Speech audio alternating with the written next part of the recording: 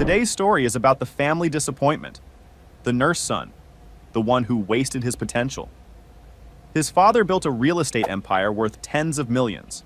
His brother got the VP title on day one, and when Joshua's daughter was born, he got a $20 bill in a generic grocery store card. But when his father showed up at his house with a loaded gun pressed to his 4-year-old's head, demanding he co-sign a fraudulent $2.3 million loan, this disappointment had already wired his entire house for surveillance, had armed backup 4 minutes out, and had been waiting for exactly this moment. What happened next sent his entire family to prison. All 4 of them. My dad yelled, "You choose, your loan signature, or your 4-year-old daughter's?" My own dad said, Mom just laughed and said, "Your life means nothing to us." My sister kept my daughter from running, and my brother forced the papers in my face. When I refused and tried to pull her away, everything went wrong in a second. The first thing I noticed when my father walked into my living room that day was how out of place his suit looked against everything in it. Custom Italian fabric against the secondhand couch Mara and I had picked up from a local listing 3 years back. His hand, the same one that taught me how to tie my shoes, was wrapped around a black handgun with the barrel pressed flat against my daughter's temple. Hazel was 4 years old. She'd stopped crying. She was frozen, wide eyes locked directly on mine, clutching her little blue plastic dolphin with both hands. Her knuckles were completely white. My sister Chloe was crouched right behind her, diamond rings glinting under the lamp, both hands clamped down on Hazel's shoulders so she couldn't run. She was whispering fake little comforts into Hazel's ear in that syrupy voice she only uses when she's performing. My brother Carter shoved a stack of legal documents into my chest, loan papers, $2, $3 million of co-signature liability, and held out a pen. My mother Diane leaned against my kitchen counter next to the bakery box she'd brought along as some kind of prop, and she was laughing. Not nervous laughing.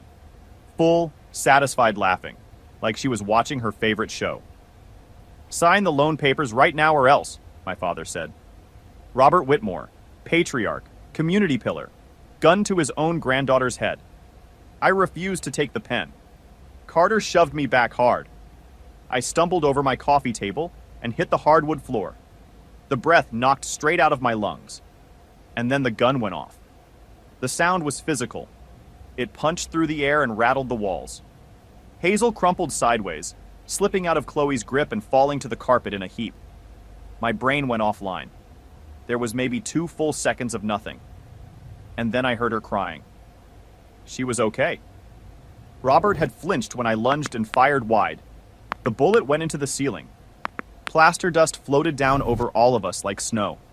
But I'm getting ahead of myself. Because to understand how a wealthy grandfather ends up pressing a loaded gun against a 4-year-old's temple in a suburban living room over a stack of paperwork, you have to understand the Whitmore family from the bottom up. You have to look at what was underneath the reputation. Hold on, let me jump in here. For the listeners, this is me, not the OP talking. I need a second because I want to make sure this lands right. Robert Whitmore, respected businessman, charity golf sponsor, the guy who got his own name on a hospital wing, just fired a gun inside his son's house with a toddler in the room. Diane's reaction was to stand in the kitchen and laugh. These 4 didn't lose control. This was the plan. Captain Legacy and the crew showed up with a bakery box and a loaded weapon like it was a normal family visit. Buckle up because the backstory is somehow worse. To the outside world, the Whitmore family was local royalty. My father built a commercial real estate development empire over 40 years. Office buildings, mixed-use properties, commercial leasing across 3 counties. The kind of guy you saw in the newspaper shaking hands with the mayor, his name on a hospital wing. People respected him. Behind the iron gates of the estate, the whole thing was a straight-up dictatorship. Carter was the golden child. Firstborn son, groomed to take over. Sports cars for birthdays, fully paid Ivy League tuition, vice president of acquisitions handed to him the literal day he graduated college, despite barely passing. He spent his days barking orders at men twice his age and running up the company card on lunches that stretched to sundown. Chloe was the princess, raised for one specific purpose: marry well and expand the family's social reach. She nailed it when she locked down Dylan, a successful investment banker. Their wedding cost more than most people make in a decade. And then there was me, Joshua, the middle child, the constant, grinding disappointment. I never cared about real estate portfolios, or corporate acquisitions, or country club politics. I wanted to actually help people. When I was 18 and told my parents I was going to nursing school to become a pediatric nurse, you would have thought I'd announced I was joining a cult. The Thanksgiving dinner right after I got my nursing license is when I understood fully and finally what I was dealing with. I'd brought Mara, my girlfriend at the time, a public school teacher. My mother looked her up and down like she was inspecting furniture at a garage sale and sighed loud enough for the whole table. A teacher and a male nurse. How quaint, Diane said. Tell me, Joshua, how do you plan to survive on that salary? We don't subsidize mediocrity in this family. Mara squeezed my knee under the table. I kept my voice flat. We do fine, Mom. We enjoy what we do. Robert snorted from the head of the table, carving the turkey like it had personally insulted him. Changing bedpans isn't work. Carter just closed a $12 million deal this week. That's real work. You're embarrassing the Whitmore name. Same script every time. But I watched Mara absorb it across the table and made myself a quiet promise. We built our own life, paid for our own house, drove older cars, budgeted grocery trips, not a single dollar from them. And we were genuinely happy in a way I'm not sure anyone in that estate had been in a long time. When Hazel was born 4 years ago, I made the mistake of thinking a baby might soften them. I called from the delivery room, voice cracking with that specific tired joy you only feel in those first hours. Diane answered on the third ring, already put out. Oh good, tell Mara congratulations. I have to go. They're starting my highlights. Click. They didn't come to the hospital. 3 weeks later, a store-bought card arrived with a crisp $20 bill. Buy the baby something nice. Meanwhile, when Chloe had her 2 kids, Robert set up trust funds immediately, and Diane practically moved into Chloe's place to play the devoted grandmother for all her wealthy friends to admire. Hazel didn't exist to them because I didn't exist to them. I eventually made peace with it. Mara and I built a solid wall around our little family. Hazel became the center of everything. A bright, laughing kid who chased butterflies, collected seashells in a little bucket, and was completely certain dolphins were magical. I never argued the point. We started her college fund. We had everything we needed. For 3 years, genuine peace. I thought the worst they could do was ignore me. I was dead wrong. Pause for a second. Let me get in here because this next part is where things turn. Joshua has built an actual good life. Steady job, great wife, kid who collects seashells, college fund already started. He walked away from the empire, didn't take a dollar, and built something real with his own hands. And then, 6 months before that Saturday with the gun, his father showed up uninvited with a briefcase full of papers. Just walked in like the last 5 years of silence meant nothing. What follows is a story about what happens when a guy who's been underestimated his entire life finally stops playing defense. The nightmare started 6 months before that Saturday, on a rainy Tuesday evening. I'd just finished a 12-hour shift at the children's hospital. We'd coded a 7-year-old earlier in the afternoon, and my nerves were still completely raw. I turned onto my street and saw Robert's car parked in front of my house. Custom license plate, unmistakable. He was already sitting in my living room, completely uninvited, drinking the coffee Mara had nervously poured for him. He didn't stand up when I walked in. Didn't ask how I was doing. He pulled a thick stack of legal documents from his briefcase and set them on my coffee table like a subpoena. We're expanding operations. A major commercial development bid downtown, he said, slipping into his CEO voice without warming up. The bank requires all immediate family members to co-sign the guarantor forms to spread the liability matrix. It's a formality. I need your signature here, here, and here. I stepped forward and flipped to the second page. $2.3 million. Are you out of your mind? I asked. I'm a pediatric nurse, Dad. I make a decent salary. I'm not sitting on $2 million in assets. I am not signing my family's future to your corporate debt. The mask slipped. Under the confident businessman I'd feared my whole life was something darker, desperate and cornered and genuinely frightened. You owe this family everything, he said, his voice dropping. Every breath you take is because I put a roof over your head. You will sign this tonight. No, I said. Get out. He stood up so fast his chair scraped across my floor. He kicked my coffee table hard enough to send my favorite ceramic mug spinning off the edge and shattering on the hardwood. "You ungrateful little coward. You have 24 hours to change your mind, or I swear I will ruin your pathetic life." He stormed out and slammed my front door hard enough to knock a framed photo of Hazel off the wall. Glass everywhere. That night, Mara and I sat at the kitchen table staring at the documents he'd left behind. She looked pale. "Joshua, massive companies do not force estranged sons with modest salaries to co-sign multi-million-dollar loans unless they are completely out of options. Something is seriously wrong here." She was right. I took some of our savings and hired a forensic accountant to dig into Robert's company finances independently. Took 3 days to get the picture. The $2.3 million had nothing to do with a downtown development project. That was a cover story. Robert had a gambling addiction he'd hidden from everyone for over a decade, bleeding the company through offshore high-stakes games. But the dangerous part, he didn't just owe banks. He owed a man named Cameron, a violent operator connected to organized crime. If he didn't pay Cameron by month's end, things were going to get physical.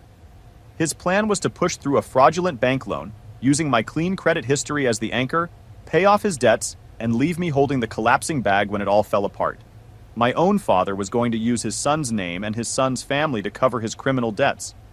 He would have watched us go bankrupt and lose our house and called it a necessary sacrifice. I didn't just call him to say no again. I went straight to a lawyer and sent a certified cease and desist letter. No further contact with me, Mara, or our home. Done. That was the exact moment the Whitmore family declared war. Wait. Let me step in because I need to appreciate this properly. The man's plan, his actual strategy, was to forge a loan application using his own son's identity to pay off mob debt, then walk away clean while Joshua's family lost everything. And when he got a legal letter saying no, the response was coordinated multi-front retaliation. What's next? Showing up to Hazel's daycare with a PowerPoint. King Whitmore thought a cease and desist was the opening move of a negotiation. The entitlement it takes to go from "I need your help" to "I will ruin you" inside 48 hours is genuinely staggering. Keep going. It gets worse before it gets much better. The retaliation started the next morning. Diane called and screamed until my eardrum rang. I told her I'd been dead to them for 30 years already and hung up. Blocked her number immediately. 2 days later, Carter showed up at my hospital. I was mid-shift on the pediatric floor, carefully checking the IV line on a frail 7-year-old leukemia patient, when I heard shouting in the hallway. I stepped out and found Carter violently shoving past 2 hospital security guards, face flushed red, suit jacket half wrenched off his shoulders. "There he is!" he bellowed, pointing a rigid finger directly at me across the entire ward. In front of nurses, patients' families, my colleagues. "That's him. He's stealing heavy pain medication from the supply closet. My brother is a junkie. You need to drug test him right now." The hallway went dead silent. This wasn't just screaming. He was trying to take my medical license. He was trying to take away my ability to feed my daughter and pay my mortgage. Before Carter could get out another word, Julian, a hospital director, former military trauma surgeon, a man who had worked actual combat zones and was not easily impressed, stepped out of his office. He walked up to Carter and looked at him the way you look at something unpleasant on the bottom of your shoe. "Sir," Julian said, his voice quiet but carrying absolute authority, "I personally run full random drug tests on my entire staff monthly. This nurse's record is spotless. You are trespassing in a pediatric ward. Security will remove you now. If you resist, we are pressing charges." The guards grabbed Carter's arms. "This isn't over, Joshua. We will ruin you," he spat as they hauled him backward toward the elevators. I was shaking in the hallway, but they weren't finished. Chloe went after Mara next, targeting her school directly. Overnight, anonymous emails went to the school board with detailed claims that Mara was emotionally volatile and prone to outbursts, with hints at an active child services investigation. The school knew Mara was a stellar teacher and didn't fire her, but protocol required formal documentation in her permanent file. That kind of flag follows a teacher for years. Mara came home with the printed emails in her shaking hands, a framed photo of Hazel pressed to her chest. "They want to squeeze us from every angle until we just sign it to make it stop." I told her I wouldn't let them win, and I meant it. But what was happening inside me wasn't fire anymore. Something colder. A lot more focused. The final escalation came a week later. I walked out to the hospital parking garage after a late shift and found all 4 of my tires slashed straight through, rubber shredded. Spray painted across the driver's side door in thick, dripping red letters. Sign it or accidents happen. I stood in that garage in the cold, the smell of aerosol paint burning my nose, and understood what had just shifted. They weren't threatening my finances anymore. They were threatening my life. I called Mara. Calm voice, careful words. Pack a bag. Take Hazel to her parents' place, 2 towns over. Don't post anything. Don't tell anyone the destination. Just go. She heard my tone and didn't argue. I stared at the red paint and made a decision.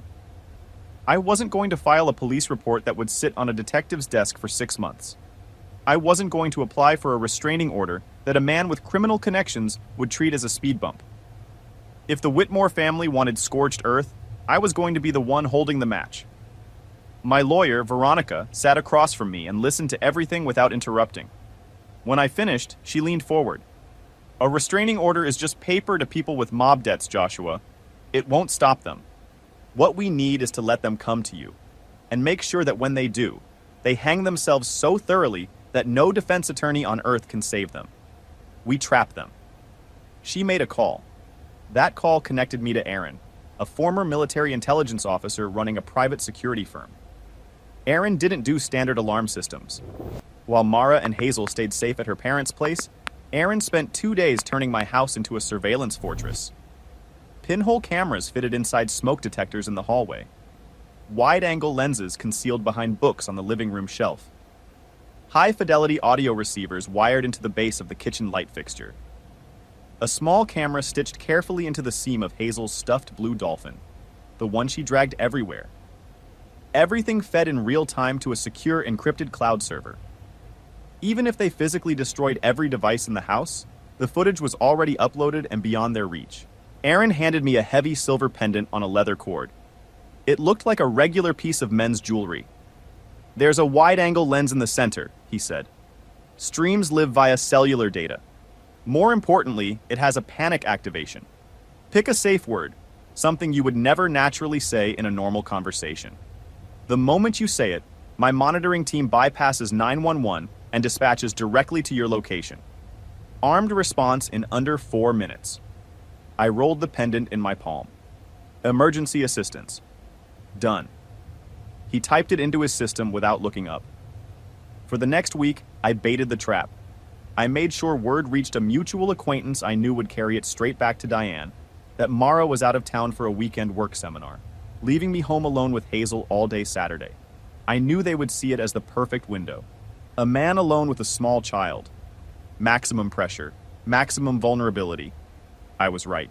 Okay, stop. Let me talk to you for a second because I need you to appreciate this. Joshua spent 30 years being told he was the weak one. The disappointment. And these people, who built their whole identity around being smarter and more ruthless than everyone, could not conceive of the nurse son outplaying them. They thought money equals intelligence. They thought he'd fold.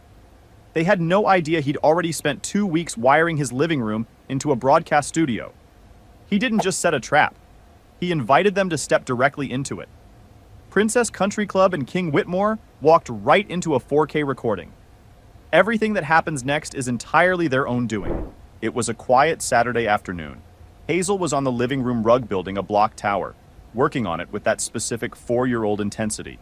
She'd been at it for like 20 minutes and had already rebuilt the base twice. I was in the kitchen pretending to read a medical journal, eyes drifting to the front window every 30 seconds. At 2:15 p.m., a black SUV pulled into my driveway hard and fast, bumping over the curb. All 4 doors opened at the same time. Robert with his leather briefcase, Diane carrying the bakery box, Carter cracking his knuckles, Chloe adjusting her sunglasses. They walked up my front path in a line. I touched the pendant under my shirt, breathed, opened the door. Robert pushed past me without any greeting. The others filed in behind him. Carter immediately positioned himself near the front door, folding his arms to block the exit. Diane walked into my kitchen and dropped the bakery box on the counter with a loud smack, scanning my clean home with open disgust. Chloe crossed into the living room and went straight for Hazel. "Hi, sweetie," Chloe cooed, dropping to one knee right next to my daughter and clamping both hands down on her shoulders. Hazel instinctively shrank back, gripping a wooden block tight. Robert set his briefcase on my coffee table, popped the latches, pulled out the stack of papers. "This ends today," he said, his voice dropping into that quiet register I always found more frightening than his yelling. "We are not leaving this house until you sign." "I told you I'm not doing it," I said, loud and deliberate, making sure every syllable reached the audio receivers in the ceiling. "That debt is yours. You gambled it away. I am not making my family homeless to cover your criminal mistakes." Diane laughed from the kitchen. "Your life means nothing to us. Trash like you owns nothing worth keeping. Sign it or we will take Hazel and call child services. And trust me, we have enough friends that it will stick." "You have no legal right to be in my home," I said. "Get out." Robert's face went through something I'd never seen on him before. The mask dropped completely, and underneath it was pure, unhinged desperation. He reached into his jacket. The gun came out slow and deliberate, and the overhead light caught the metal. He racked the slide, a bullet chambered with a sharp metallic snap. This was not a prop. "Here is how this works," he said, his voice completely flat. "You sit down at that table, sign every page I've marked, and then we all leave like one big, happy family." I reached into my pocket. Carter lunged so fast I didn't have time to react. He slapped my phone out of my hand, and it skittered across the hardwood and under the sofa. He shoved the papers into my chest. "Just sign the documents, Joshua. Stop being dramatic. This is a family matter." Diane smiled from the kitchen. Her eyes were bright. "We handle our own problems. We always have." I looked at Hazel. She was trembling. She'd stopped trying to understand what the metal object in her grandfather's hand was and had just gone somewhere else in her head, staring at the carpet with her dolphin still clutched in her fists. Robert stepped forward and lowered the barrel to the side of her head. "Sign the loan papers right now," he said, "or else." I looked directly into the hidden lens of the pendant on my chest. "Emergency assistance," I said clearly. Every syllable. Robert looked confused. "What are you babbling about? Sign it." "I will not let you destroy her future," I said, stalling, counting seconds in my head. 1, 2, 3. Robert's finger visibly tightened on the trigger. I lunged, threw my full body weight forward, aiming to knock him backward, putting myself between the gun and my daughter regardless of what it cost me. The gun went off. The sound was enormous and physical and wrong in a way that doesn't translate into words. Plaster rained from the ceiling. Hazel crumpled to the carpet, and my brain just flatlined.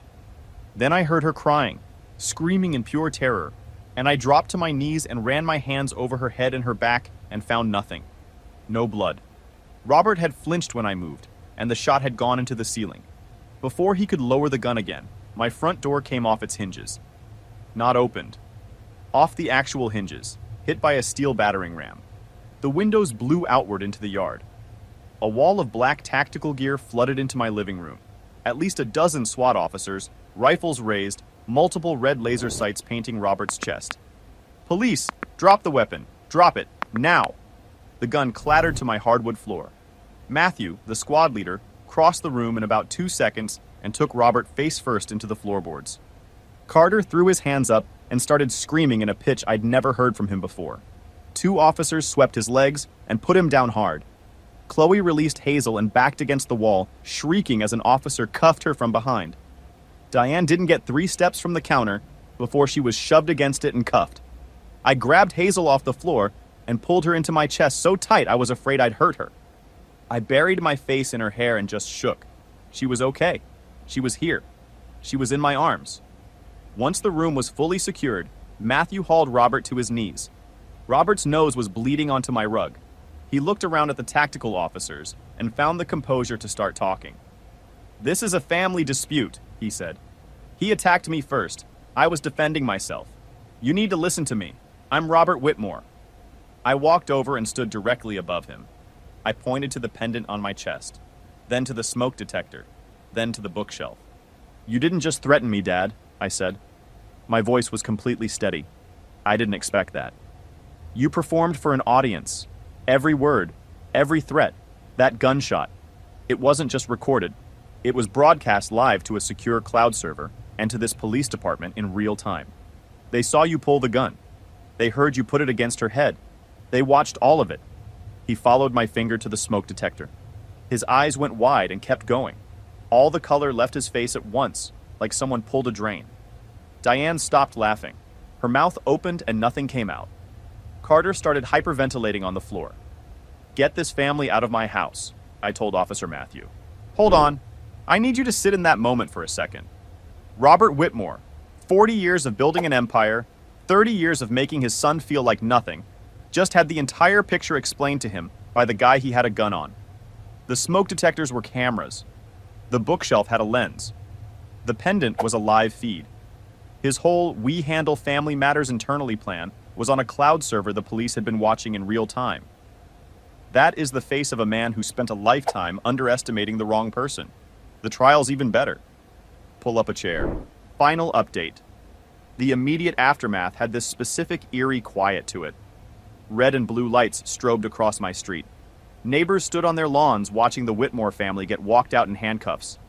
Carter came out first, sobbing so hard he couldn't walk a straight line. As they pushed him past the porch light, I noticed a dark stain spreading down the front of his khaki pants. He wouldn't look up. Chloe came out fighting, screaming about her rights. The officer guided her head down and closed the cruiser door on her shrieks. Diane found my eyes as they walked her down the path. The viciousness was gone, replaced by something that looked like desperation, but wasn't really remorse. "Joshua, please, we're your family. Tell them it was a misunderstanding." I turned my back and walked inside. I heard her through the wall before the car door cut her off. Robert was last. Silent. No arguing, no commands. Whatever fight he'd walked in with was gone. He shuffled past me looking hollowed out. Mara arrived 10 minutes later, having driven like a maniac from the moment Aaron's team alerted her.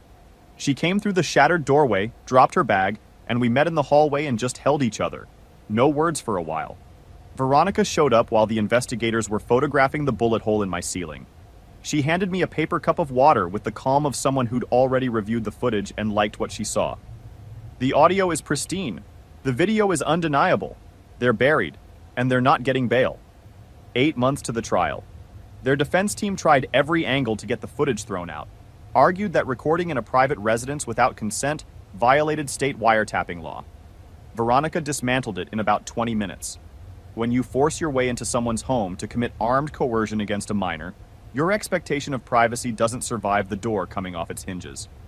Every frame was admissible. The prosecution kept it simple. They set up a monitor in front of the jury, dimmed the lights, and pressed play. 20 minutes of silence broken only by the sound of my family destroying themselves in 4K. Robert pulling the gun. Diane laughing from the kitchen. Carter shoving me into the table. Chloe pinning my daughter still.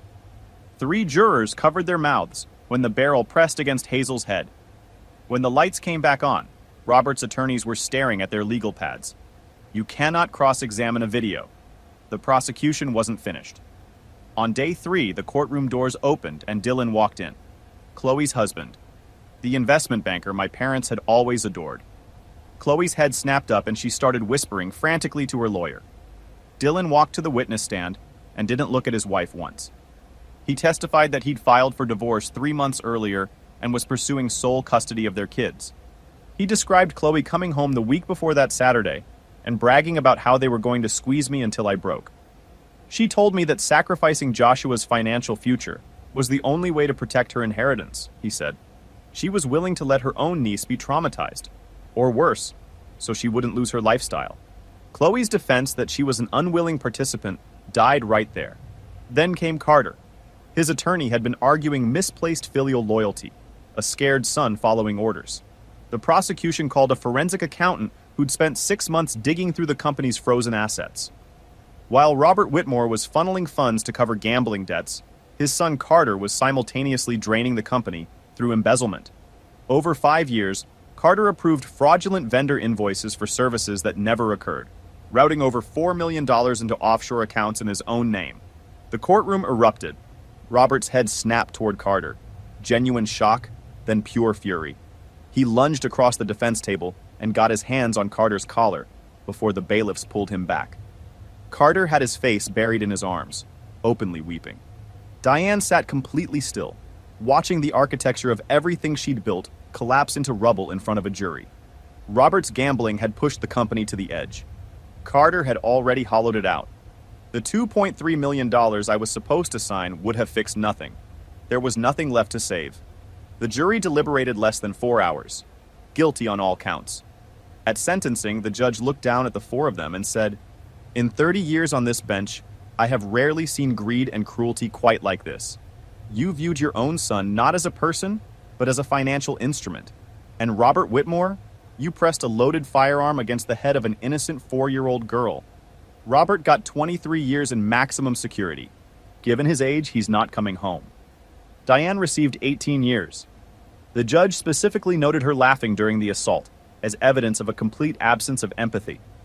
Carter got 7 years for assault, kidnapping, and coercion, plus a separate federal embezzlement case that added another decade. Chloe took a plea deal, 5 years, and she lost custody of her kids. Dylan won. The civil suits came after. Veronica filed against everything they had left. Courts sided with us completely. The estate went to public auction. The company was liquidated. No inheritance. Nothing. 3 years have passed since that Saturday. We didn't stay in that house. Too much had happened in that living room for us to want to eat dinner in it. We sold the property, packed everything up, and moved 3 states over to a quiet coastal town where nobody had ever heard of Robert Whitmore, and nobody cared.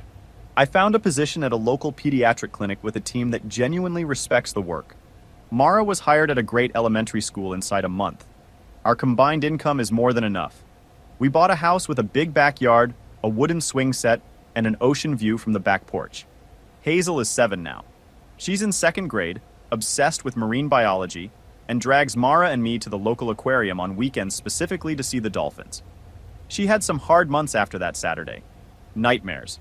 Waking up screaming in the dark, scared of loud sounds. Mara and I spent a lot of nights sleeping on the floor next to her bed, holding her hand, telling her the loud man was locked away in a cage and could never come back. With time and patience and a whole lot of love, she came through it.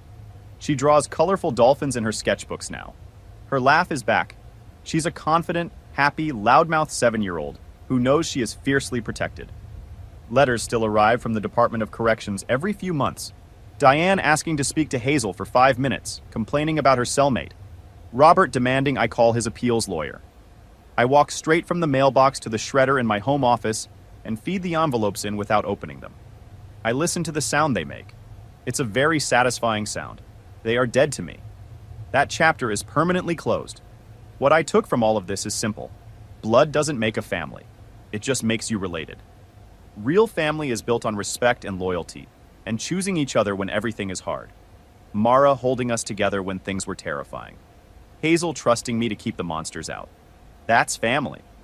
The rest was just genetics. I built the life they said I was too weak to build.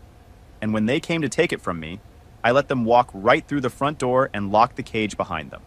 Look, Joshua's story doesn't end with a clean bow on it. Hazel had rough nights for a while. The house had a bullet hole in the ceiling when they packed the moving truck. Real life doesn't do clean endings. But what this man did, quietly, methodically, while being told his whole life he was the disappointment, is about as cold and calculated as it gets. He didn't beg. He didn't fold. He built a trap, set the bait, and waited. Drop your thoughts in the comments. Could you have held it together in that moment? And if you're not subscribed yet, hit that button. New stories drop every week.